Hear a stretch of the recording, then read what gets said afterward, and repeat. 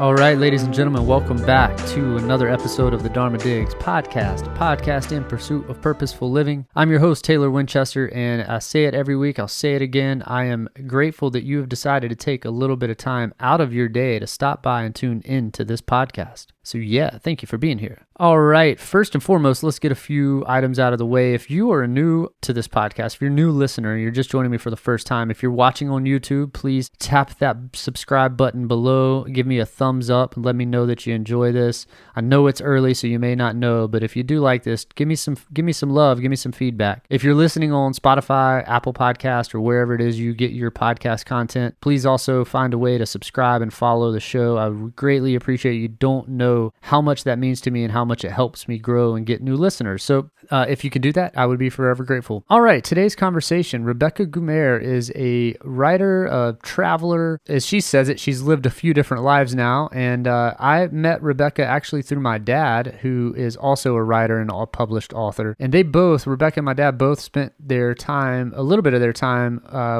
getting their MFAs, which is a Master of Fine Arts for those that may not be familiar, but an MFA in Creative Writing from Queen's University of Charlotte. And so Dad was so kind to say, hey, Rebecca is, you have a lot in common. She set out cross country a few years back in a journey that she calls Chasing Light, which is she's actually working on a memoir that kind of covers that journey, but we both share that similarity and love for what we call van life, hashtag van life for all those social media gurus out there. But she traveled in a small RV with 2 dogs across country, and as she says, 2 dogs and not enough books. She's also taught at Appalachian State University. She's worked for Domestic Violence and Rape Crisis Agency in the Boone, North Carolina area, and then in another life, she says, she served 3 Lutheran pastorates. So Rebecca has quite a bit of experience when it comes to digging into these conversations around religion, spirituality, how that plays a role maybe in defining purpose for her and her creative endeavors, but also really just the impact that it's had on, her life experiences. And that could be dealing with grief and uncertainty that we talk a little bit about. That could also be just talking about,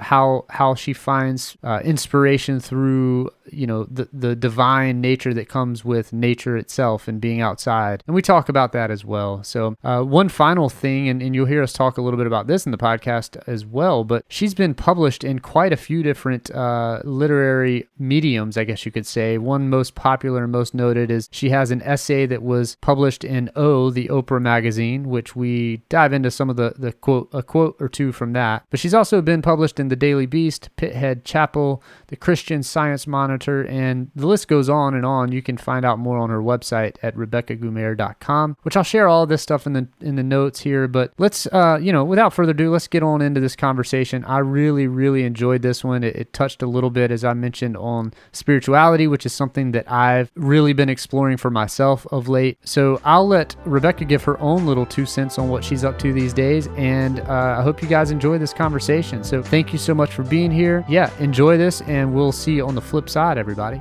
Ladies and gentlemen, welcome back to another episode of the Dharma Digs podcast. I've got Rebecca Gummere here. Rebecca, thank you for being here. Thank you so much for asking. I did not butcher your last name, did I? Hopefully I said that properly. No, okay. Huge applause for that. Okay, good. As I was saying it, I was like, I did not confirm that with you. So, well, it's really a privilege to have you here, and I'm grateful that I just gave a quick introduction, but we'll let you give your own introduction here. But it's so cool to have kind of come in connection with you via my dad, which is always an interesting connection. Sometimes he has some really cool and fun friends, so I'm glad we're connecting.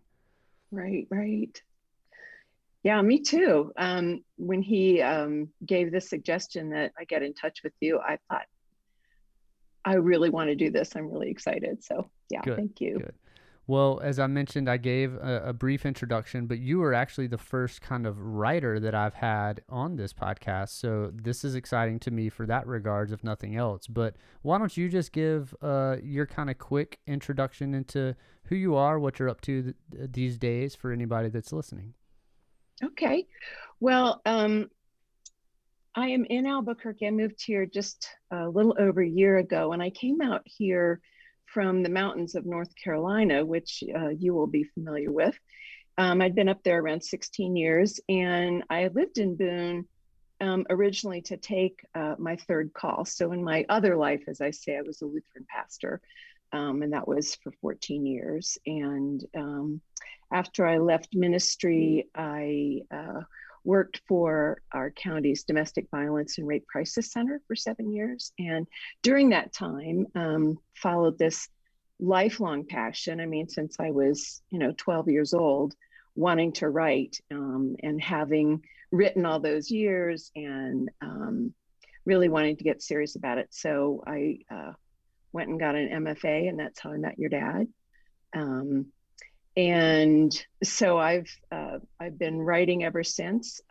Left to write full time and make a go of it about 7 years ago. And right now I'm working on a memoir. I did a cross country journey back in 2016, 2017.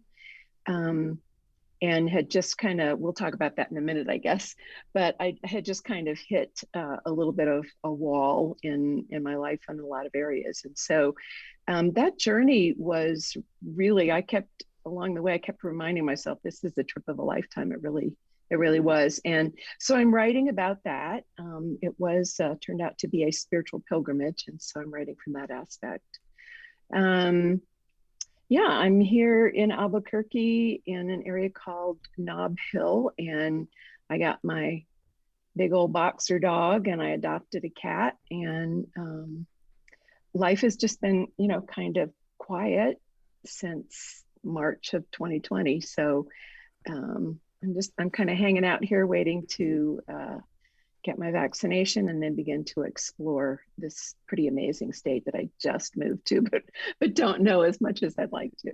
Yeah, that was what was also kind of equally intriguing about the potential conversation was, we share the similarities of the love for what we'll call van life, since that's become such a cliche term these days. But yeah, I think one thing that I've found within this pursuit of life, and is that traveling opens up so many perspectives and opportunities for perspectives. And you mentioned it a little bit, and we'll talk more about it, but kind of that spiritual pilgrimage, if you will.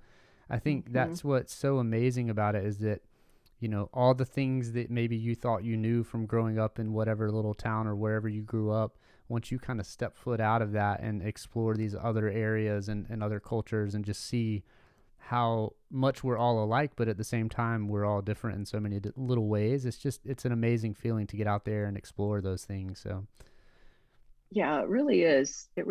And I'd grown up, my dad was in business, and because of his job we moved around a lot, and we traveled a good deal, which that just got in my blood. And so, yeah, that whole thing of van life, of just hitting the road, there is something about the open road. You're sitting there behind the wheel, and the road's ahead of you, and you're going places you've never seen before. And yeah, I find that very exciting. Yeah. Now, was it just like east to west, or did you kind of I felt like I looked at some of your stuff, and you were kind of looping around and exploring a lot, though, more so, right? Yeah, I started in really northern Florida, the Panhandle, and then I just headed west on I-10. And I guess there were about 4 or 5 places I knew I wanted to go, and then I thought I'll just make it up as I go along the rest of the places, and just, what sounds interesting. Or sometimes people would send me an email and say, oh, you have to go see this. And I think, you're right, I do. So I did, I guess I would call it planned meandering. Okay.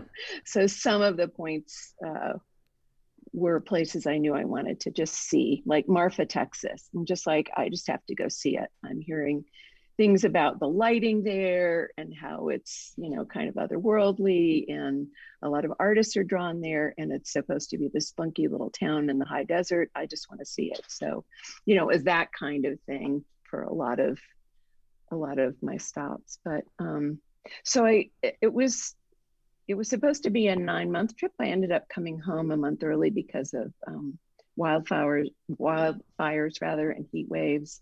And then my dogs got sick along the way. So But I went all the way out to California and then spent almost 3 months in California, kind of up and down and visiting, and officiated at a wedding there. And Cool. then up to Washington and then back across. Okay. And yeah, so Montana was really where I was when I had to call the trip, and just headed home after that. Okay. Well, that's still a lot. My wife and I did a trip just, from Charlotte out to Colorado, and we didn't, we didn't run directly into any wildfires, but some other friends that were actually traveling around the same time that were doing a longer trip had to reroute several times due to a lot of those California wildfires. And Yeah. But California is like a bucket list for my wife. She's like, that's the next one. I want to, start southern and kind of work our way up. And Yeah.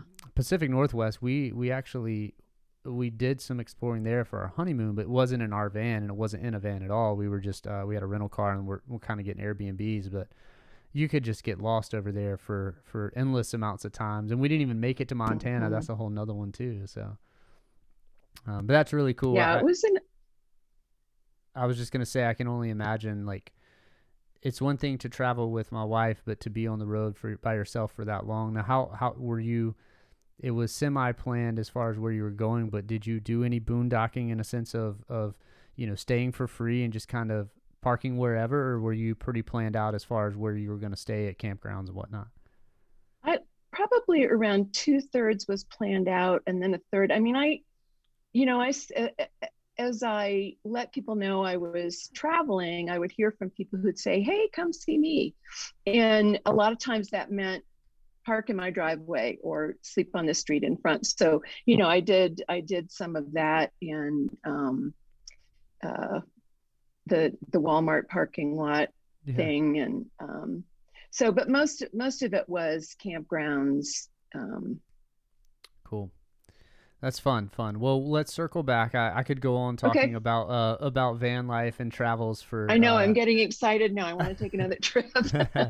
Yeah, I just made a post on my Instagram the other day. As like I was just thumbing through some old photos, and a picture from when we were camping in the Blue Mesa area popped up in Colorado, and I was just like, I want to go. I'm itching for a trip, But but circling back to your career and your love for writing, I ask all of my guests this question, but in your creative endeavors, what, if anything, could you maybe define or tie a sense of purpose within that creative endeavor? I mean, is there a way that maybe you could define or maybe articulate what that sense of purpose might be for you and your creatives?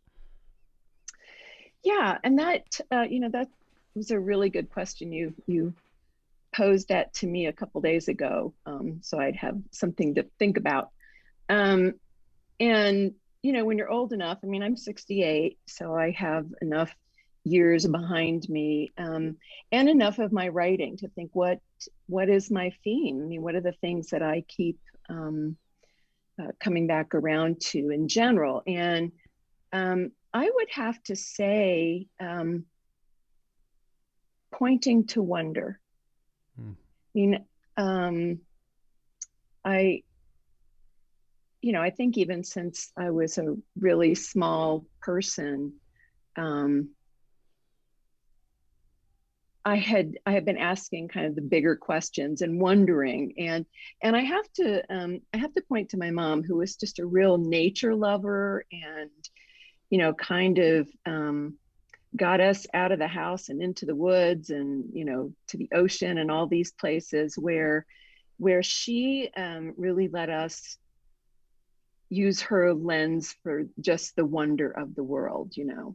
And I think it was Madeline L'Engle who said one of her earliest memories was her mom and aunt coming in and getting her out of her crib and saying, "Let's wake the baby and show her the stars." I mean, when I heard that, I was like that made me think of my mom. And so it's a particular way of looking at the world, that I call it the world behind the world, or the wonder that's always there. And I have a favorite piece of art. I wrote it down because I couldn't remember the name of it. It is called the Flamerian Engraving, and you've probably seen it. Okay. It's like this person peering through, like there's a picture of the sun, but then there's the firmament that they're peering through and seeing the workings behind. And I was like, behind the veil is where, if I can get a peek at that, or if I can write around it, or if I can think with others about it, or if I can find different ways of looking at it. And one of the things my mom used to say was that Shakespeare quote from Hamlet: "There are more things in heaven and earth that are dreamt of in your philosophy." It's like, keep your eyes open. So I think that would be a kind of purpose, a main theme for me in my creative pursuits. Well, I think that's a fair assessment, if I can say so, with the limited understanding and kind of knowing of your work. But obviously, I think that sense of wonder is partially probably what really drove you to take that kind of cross country trip. And the way I've kind of come to think of it lately is at least assessing my own life, is kind of realizing that throughout life there's this like constant thread that keeps, when you start to kind of slow down and quiet down to pay attention to it, you see it continuing to kind of re-show itself. And I'm finding that, and I think it sounds to me that's what you're saying, is that you're realizing how important that's been, and probably an inspiration for you as well. Yeah, and how easy it is to miss it. How easy it is to gloss over, the everyday miracles that are everywhere, and the people that we cross paths with. That I don't know. Yes, the journey that I made was, it also had to do because it was a kind of spiritual quest. I had come to a place where I felt I had lost all faith, which is a really hard place to be. That was a faith that I had stood on and sustained me through a lot of grief, and also, for 14 years, I lived that faith with a whole lot of other people. So, part of setting out on my journey was, the memoir that I'm working on has a working title of Chasing Light, because I really felt like, I'd just become really mired in darkness and sadness, and so I keep in my mind, I think about the image of just shedding, an old coat that you don't need anymore. And so part of that noticing too was also an act of faith, I guess, in a different way for me, was to trust that I was going to just set out on the road and something would meet me. Right. That as I say, I'm trying to close the distance between me and the divine, and I'm just going to set out on the road and make a bet that that's going to happen somewhere along the way. Well, I'm intrigued by that, and I've kind of found my own sense of wonder about my relationship maybe with religion and spirituality and all those things, more so recently than ever before, probably. And some of that is that kind of these things that you mentioned that are so easily kind of glossed over, but I've started through a meditation practice, really started to recognize that kind of common thread that keeps reappearing in different ways.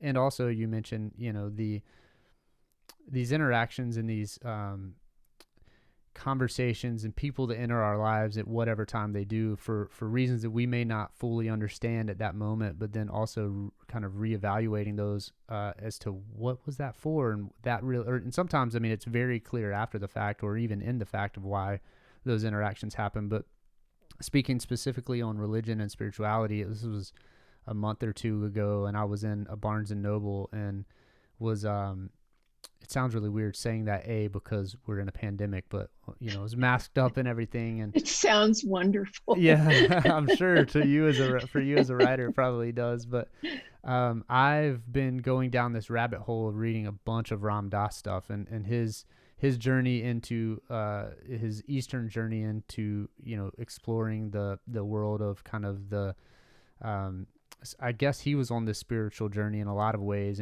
So I was picking up his memoir, and I won't digress into that too much, but as I was there was a lady, and I talked about this on a podcast, a solo dig a week or two back.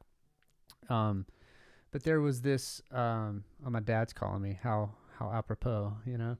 Oh my. Yeah, I'll tell him hi. We should just ring him in on this conversation, but, Yeah. but it was just, I was sitting there, and there was a lady to the right of me that was looking at her. It was in like a philosophy and religion area. And so that's where his memoir was. And I was reading through, like thumbing through some other books that were there.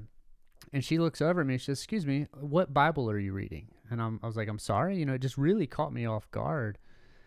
Because it doesn't seem like a question. It's not a question that I've been asked anytime recently, and then B, it's like, well, my experience with the Bible is kind of so far removed from, it's been so long, but B, I've never thought about like the various versions of the Bible. And I was like, well, I don't read the Bible right now. I'm exploring Eastern religion, which is why I'm right here.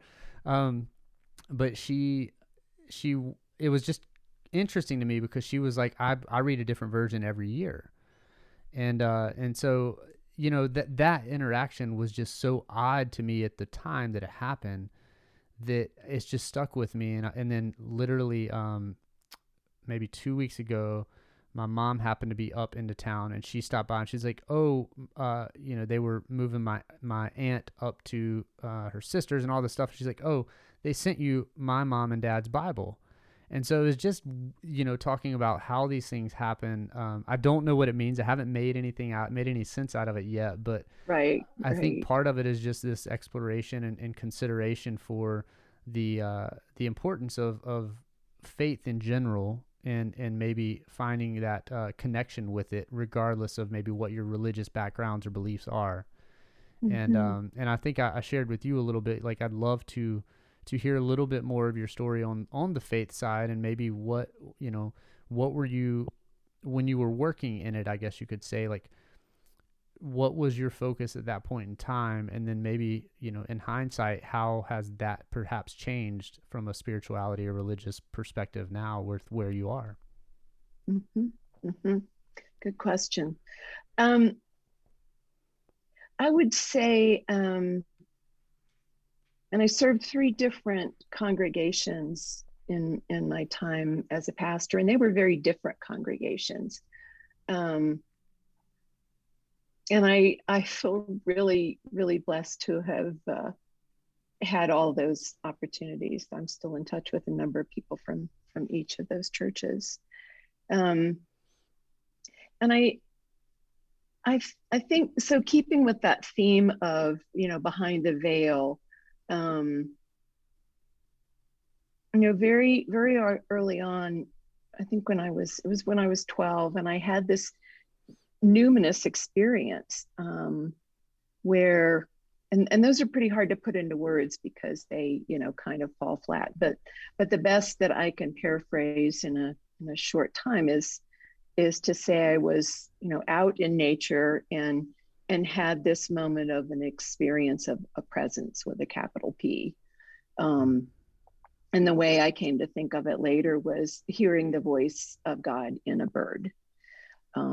And so that, if we think about, spiritual themes, for me, I guess that sense of presence, that awareness of something beyond, of something unnameable, of something of deep mystery, but also very real, as far as when those moments happen.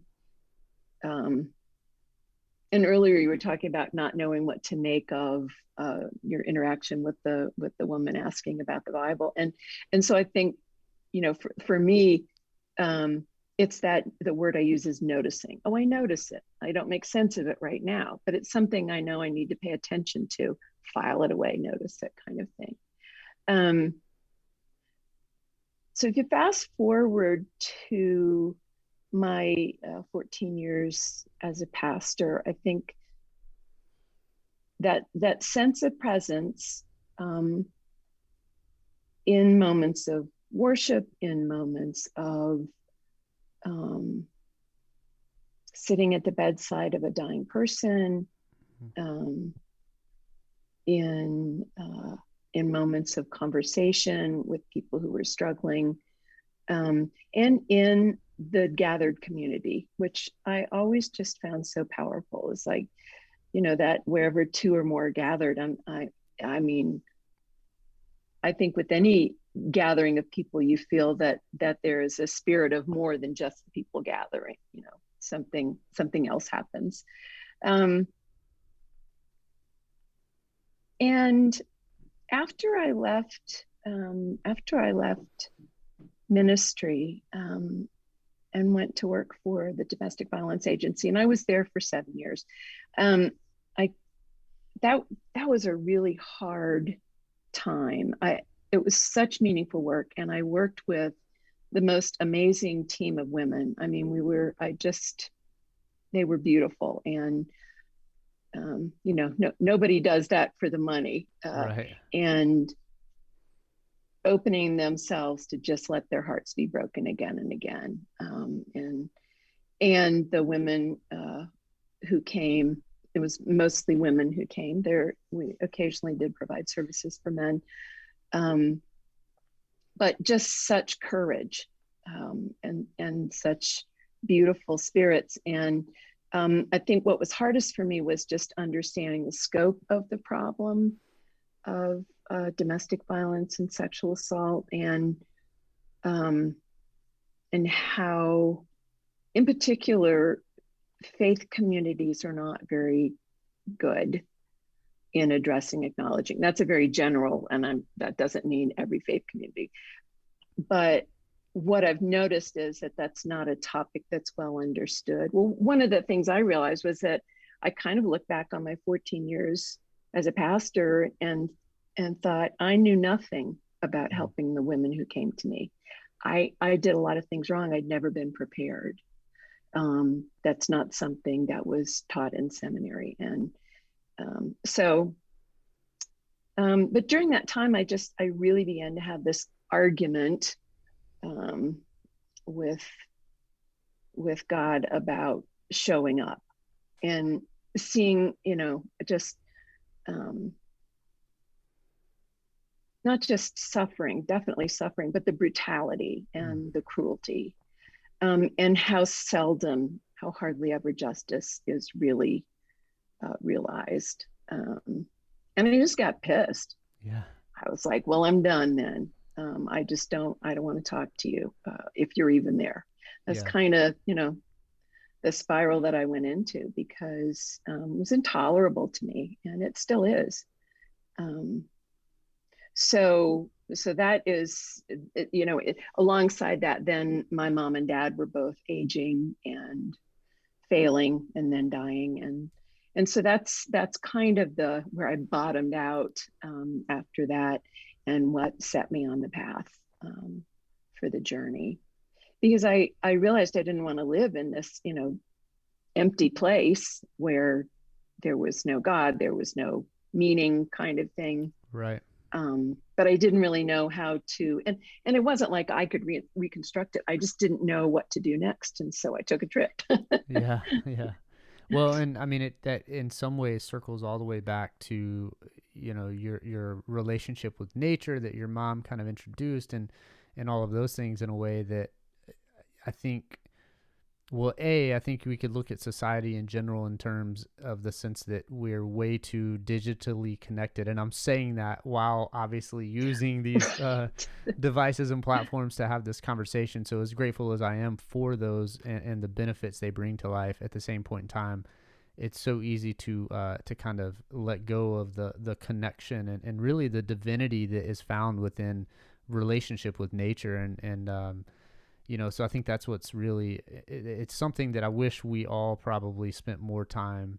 I think it would make the world a better place. It would make every individual human probably find a little bit more closeness or relationship to this greater wonder of what God is. And I think one of the things that I've struggled with the whole, and part of it is probably growing up in the Southeast and the, in the kind of Bible Belt, if you will, and the conversations around it, it feels like there was always this perception of God being like this figure, and that's where I kind of, that and then the whole fearing of God, and it just didn't feel right or sit right with me. And I think that's why I feel more spiritual, in the sense that I feel more connectivity and relationship as part of us all being a part of this one sense of energy. And that's where my faith has led, in more so of like a religious approach. And I may be way off, because I'm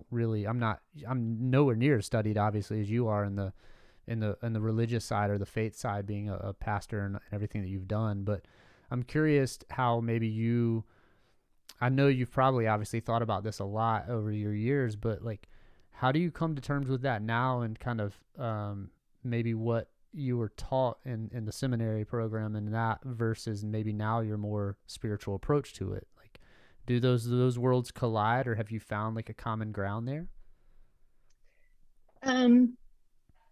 Yes, sort of, a bit. I mean, I think part of my spiraling down was an unwinnable argument, right? What's the answer to suffering? Yeah. Kind of that, knowing that my questions did not have answers, but unable to not ask them anyway. But I think, part of what has been so meaningful about that journey and about what it meant is, I guess the word that I'm looking for, it's mystery. Mm-hmm. It's the acceptance of mystery. And the, we'll talk more off screen later about Eastern religions and traditions, but I'm very interested and just kind of have dipped my toe in the water. But I had read somewhere along the line, during my journey, about the idea of koan, if I'm pronouncing that correctly. That is the riddle that is intended to lead you into the great doubt. Okay. It's the riddle that is not supposed to. It's the paradoxes, and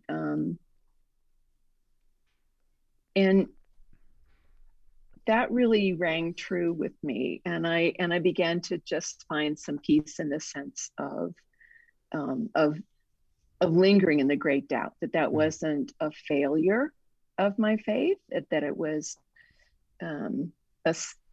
a leg of my journey of faith, whatever that looks like now. And that's still coming into shape, but I have to say, there were many things about, now I was a Lutheran pastor, and there are many things about the Lutheran tradition. It's not one that I grew up in.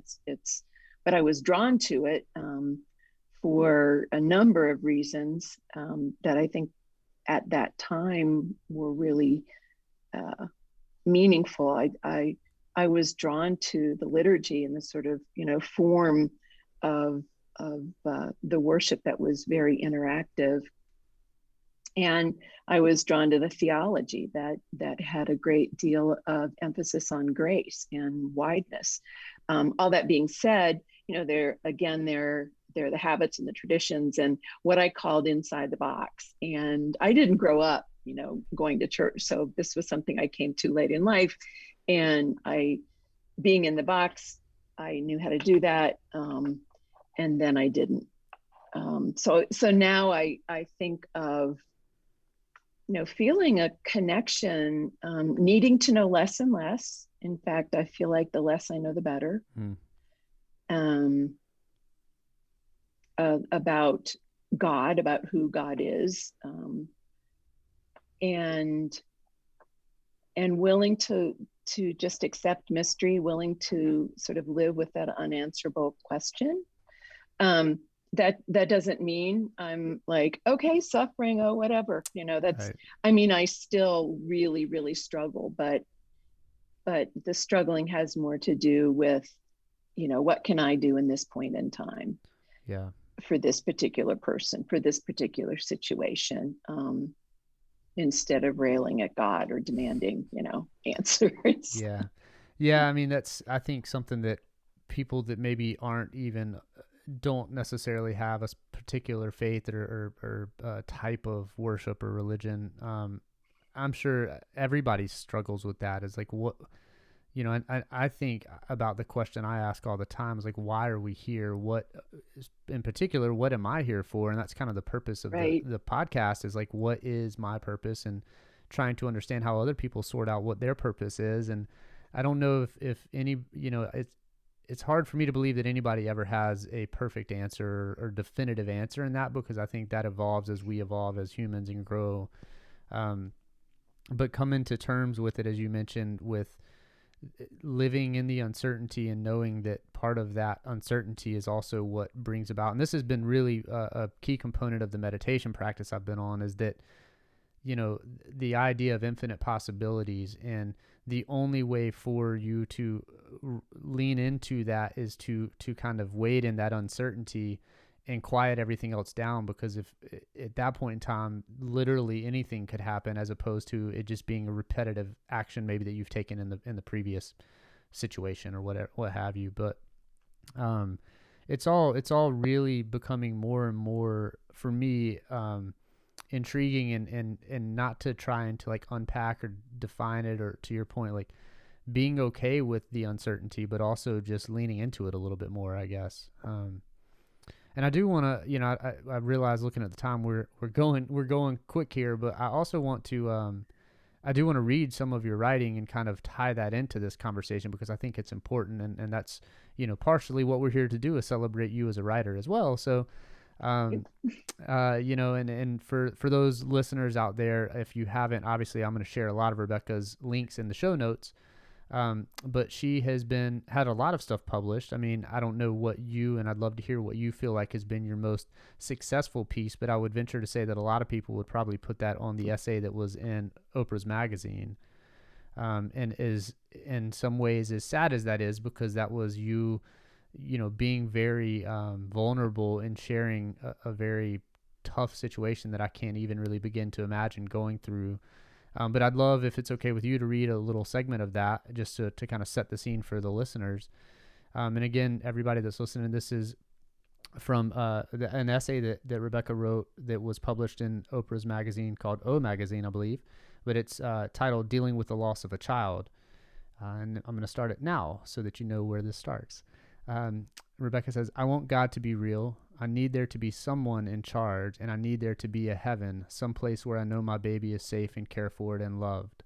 I think back to when I was a child, moments when I sensed a presence. At 8, seated between my mother and sister in a church pew, the sun painting my leg in reds and golds and blues, believing God was somehow in that dance of color. At 12, perched on a hillside as a wild wind stirred, then quieted in the field behind me. And then in the utter stillness came the piercing call of one lone bird, sending chills over my skin, the very voice of God in my ear." And you alluded to that and referenced that a little bit earlier, Rebecca. I mean, the imagery in your writing, everything that I've read so far, is just amazing. I mean, it puts me very much in that place, in those moments of time. But obviously nobody can compare with dealing with the loss of a child. And I don't want to dig into that too much, but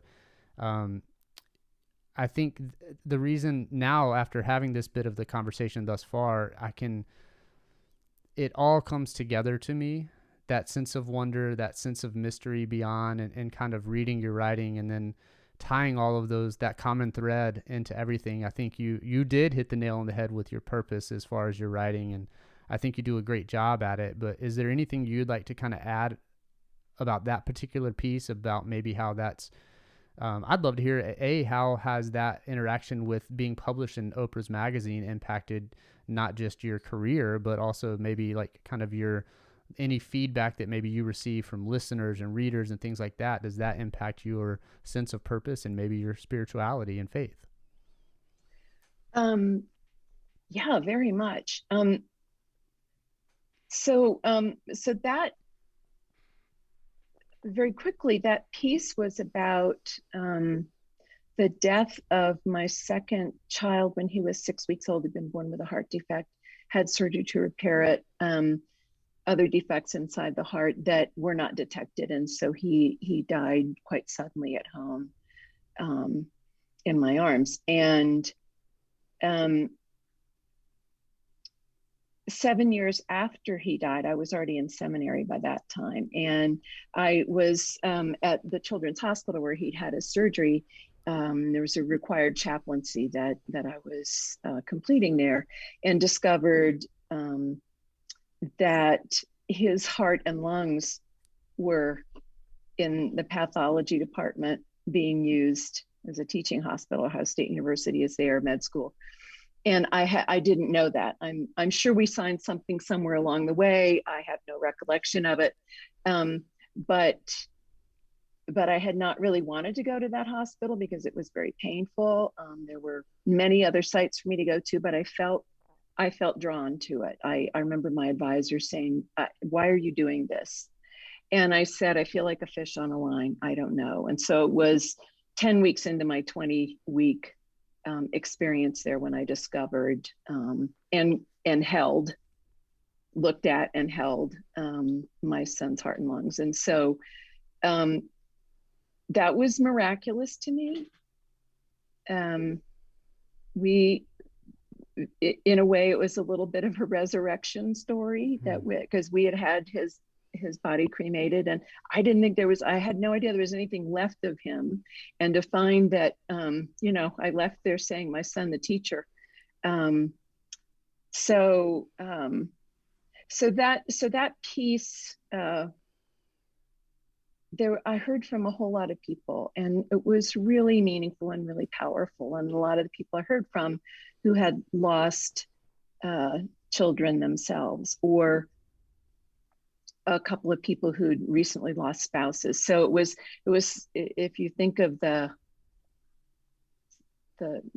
it the Aeolian harp that goes in the window and the wind blows through? And so whatever string that was thrummed was a common one of grief and loss, and people reaching out that, I'd never met and probably never will, but it was such a powerful gathering, and it was a privilege and an honor to be able to talk with people. There were maybe a couple of people that even had questions and shared their own doubts, and so to have those sidebar conversations. And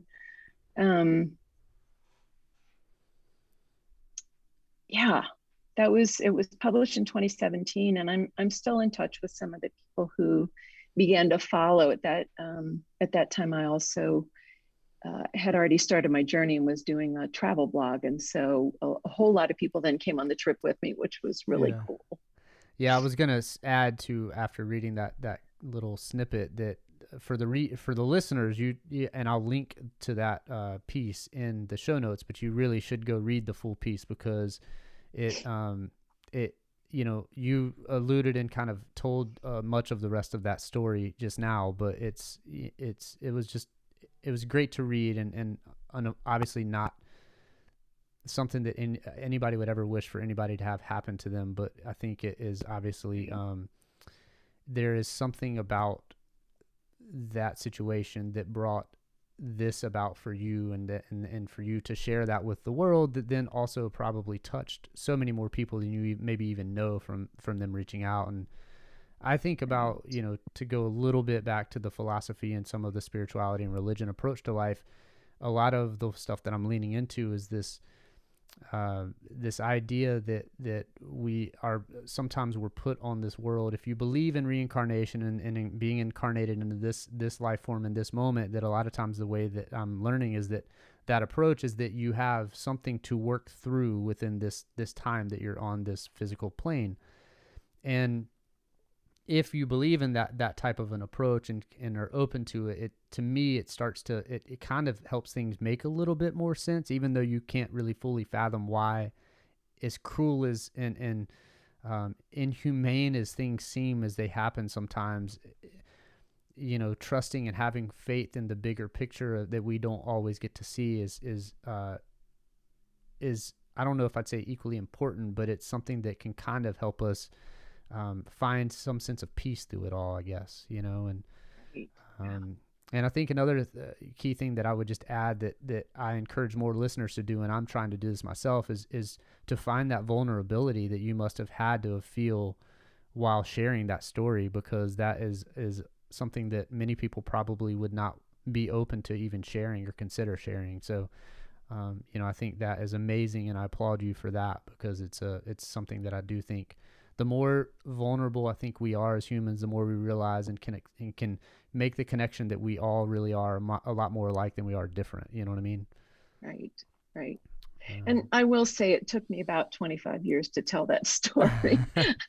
Fair enough. I had, you know, written it several times over the years and then just put it away. And I was really not ready. It was a big story. It was a lot to unpack, and I didn't have the perspective to write it until I did. Yeah. Well, and I mean, you know, what an amazing, you know, reconnection. And I think, I don't remember the exact phrasing you used, but it brought some sense for you, I think, and I'm paraphrasing here, but didn't it bring a little bit of closure, or like at least a little bit more feeling of peace within that whole scenario after that, the re-interaction with the doctor and all of that? Yeah, very much. And I think a sort of sidebar, but for a lot of women who have children born with any kind of anomaly or disability or issue, there's this gut reaction where we blame ourselves. I felt I'd been a faulty vessel. I'd done something. I'd missed something. The day that he died, he was sick. Was there something that I didn't do? And honestly, the gift of being able to have the doctor show me, you know, these are the defects, and it was a moment of grace in being able to say there was nothing I could have done. It just happened. Yeah, that's amazing. It's huge. I can't even begin to imagine. Yeah, I mean, it has to be. It has to be. Yeah. I think that's a good kind of segue into a more recent piece that you wrote, which was your blog entry titled "Lifted" that I was reading as you sent over some stuff, and I think it ties in for me to that previous essay, but also just to the approach of life in general, and the uncertainty a little bit. So I'm going to read it for you, those that are listening here. This is pulled from Rebecca's blog, which you should follow her on her website. She puts out a blog, it looks like every month or so, but this one was, I think, in March, early March, wasn't it? Maybe February? Okay, I didn't put the date down, but this is just a short snippet, and it just stood out to me for, I don't even know exactly why, but it seemed to tie all this stuff together a little bit. But light then dark, dark then light. Isn't this the flow of life? We soar, we stumble and fall, we rise, we sink. Still the world welcomes us in bright moments such as these, hope arriving in unexpected ways to lift us once again. I think that was the tail end of that whole blog, but it really summarized, to me, it summarizes a lot about life and death and just the cycle of things, but also it can be relative to literally like everyday occurrences as well. Right. Yeah. And now in having this conversation with you, it speaks a little bit to the moment you mentioned of kind of the grace that came about of that situation. I mean, the hope arriving in unexpected ways to lift us once again. It's beautifully written. So. Oh, thank you. Yeah. Thank you. Yeah. That I wrote that after, it was my first outing after having COVID and, you know, just feeling lousy and so housebound, and went with friends down to the Bosque del Apache, which is about 90 minutes, hour and a half south of Albuquerque. And you wouldn't think driving down and driving through, you know, some floodplains and seeing some birds. It sounds boring, but it was amazing. The sandhill cranes overwinter there, and a lot of other water birds. And you go the right time of day, you see the flyouts and fly-ins, and it just wasn't prepared for how wondrous and how it really did lift, after just a really dark year that we've all been through, and looking for that light as we're coming out of it, hoping that we're beginning to do that. So it was an experience that sort of stood in for, and I'm glad you read that last piece, because I thought I should write that down and remind myself of it all the time. I was really writing to myself, when I write the blog posts, I feel like, I know who I'm talking to because I've gotten to know a lot of the people who follow. But that day, I think I was writing to myself just to say, hey, don't forget, it's a mix, but you can always be surprised. Yeah. Well, I mean, I think that's fair. And I don't know that we do it with intention per se, but as creators and writers and artists, sometimes when we look back in hindsight, we realize that a lot of times, there are things that maybe we write or we put out there or we do that oftentimes are really trying to serve as reminders for ourselves in whatever situations it, may present themselves, that we have the ability or the skills or things that we need to kind of work through them. And, that in some ways, this podcast, I mean, the conversation piece for me is brings so much joy. And after every conversation, and this one included, I leave with just this feeling of a little bit more light and enlivened kind of spirit about living. But then also that these, like, in between, I do solo digs. So every other week it's just me kind of talking about something that I'm, meditating on or working through myself. And that is really more so for me than it is the listener, because it's holding myself accountable for this journey and this dive into kind of exploring and really questioning a lot of these things. So, it's interesting to hear you tie that back to, realizing that, I need to keep that little segment where I see it more often, Yeah. Accountability, right? Right. Exactly. Well, I pulled another long-winded quote from, as I mentioned, Ram Dass. People were probably tired of me talking about him, but I just feel like I've learned so much from kind of taking in a lot of his work lately. But I won't go into that one, because I think we touched on a lot with the quotes that you have that I pulled from your work, and I appreciate you being willing to kind of open up and share and maybe I know it can't be easy always to relive or re-talk about these experiences, but I appreciate your willingness to do so. Yeah. And I'm glad you sent me that Ram Dass quote, because I'm, now you've reminded me that I want to read more of his work. And because I think the first time I ever heard of him was seeing somebody quoting, "We are all just walking each other home." And I was like, yes, this is true. His stuff, so, I think what has been so intriguing to me about getting more into his stuff is that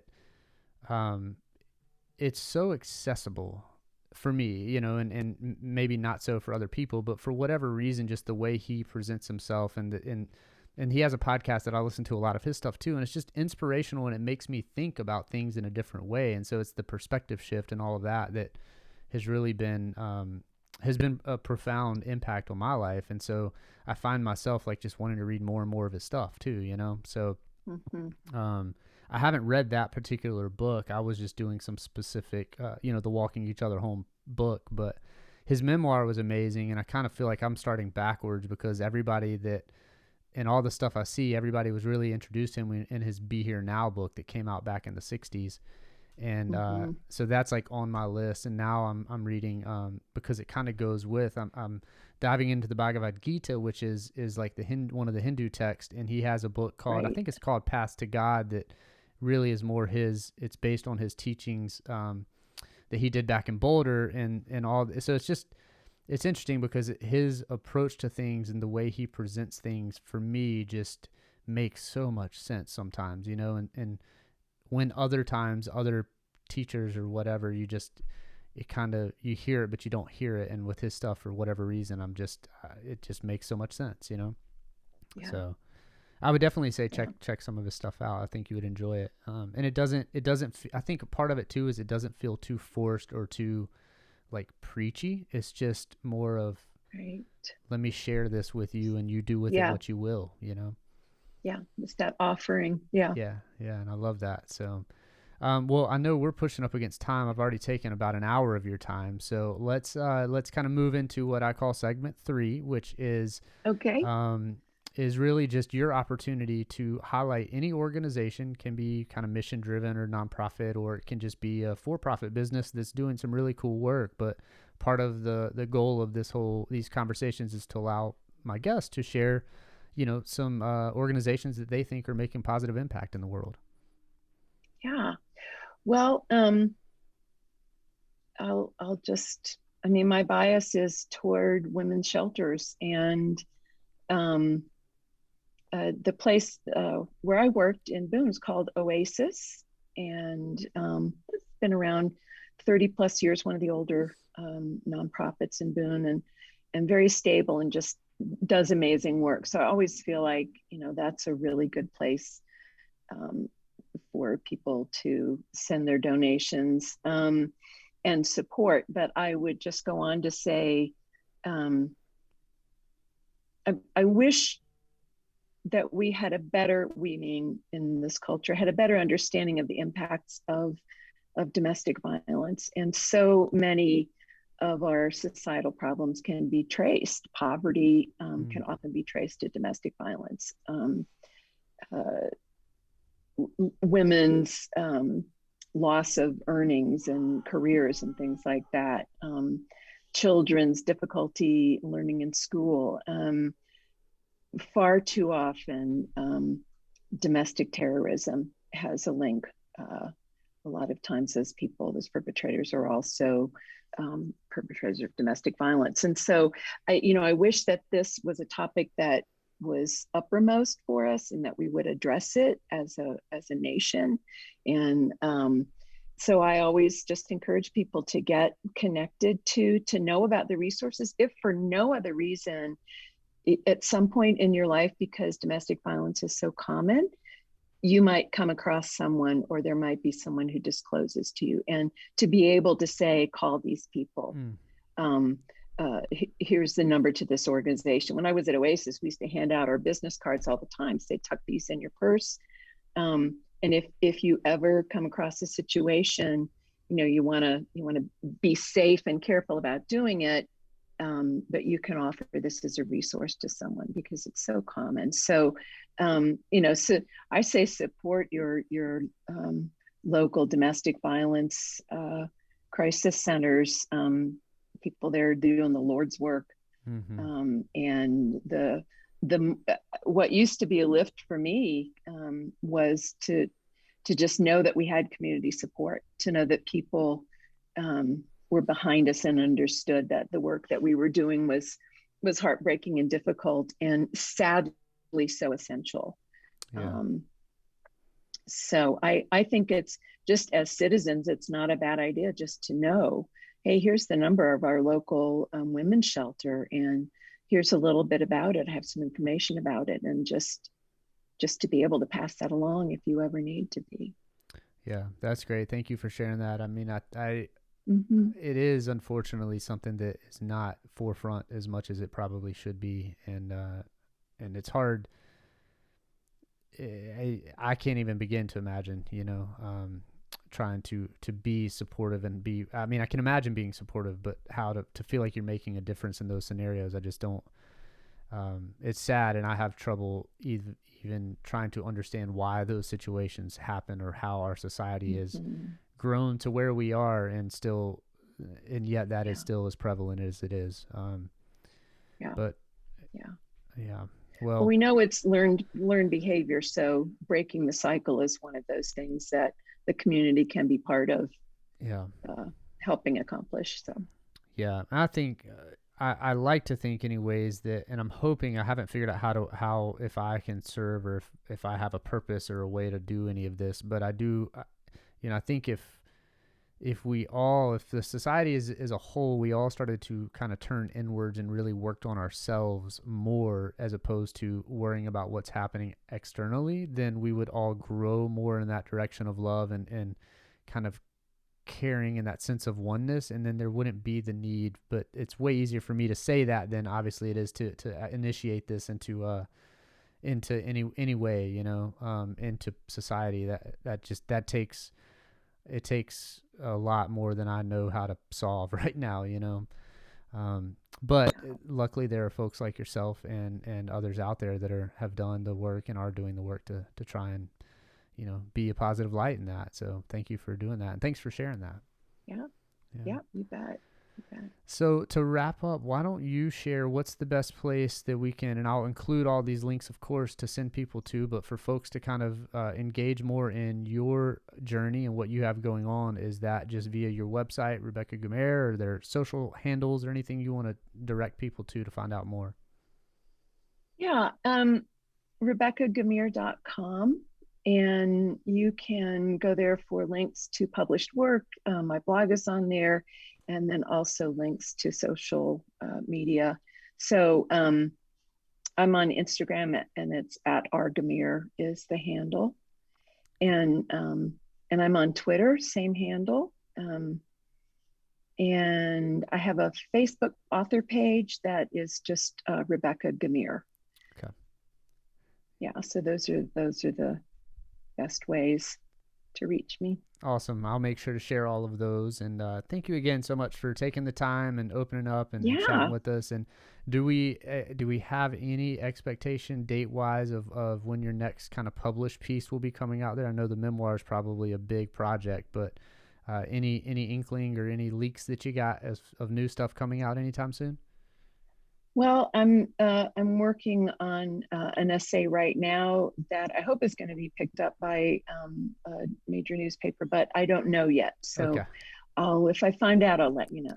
All right, sounds good. And I'll, you know, I always link everything immediately to my webpage. So. Awesome. Well, thank you again, Rebecca, for being here. Thank you, listeners, for taking the time to stop by and tune into this episode. Don't forget to give us a like, a share, comment, follow. And be sure to go follow Rebecca's stuff as well, which you can find all those linked in the show notes. But otherwise, I hope you all have a wonderful day, and we will see you next week on the Dharma Digs podcast. Namaste. Thank you for being here.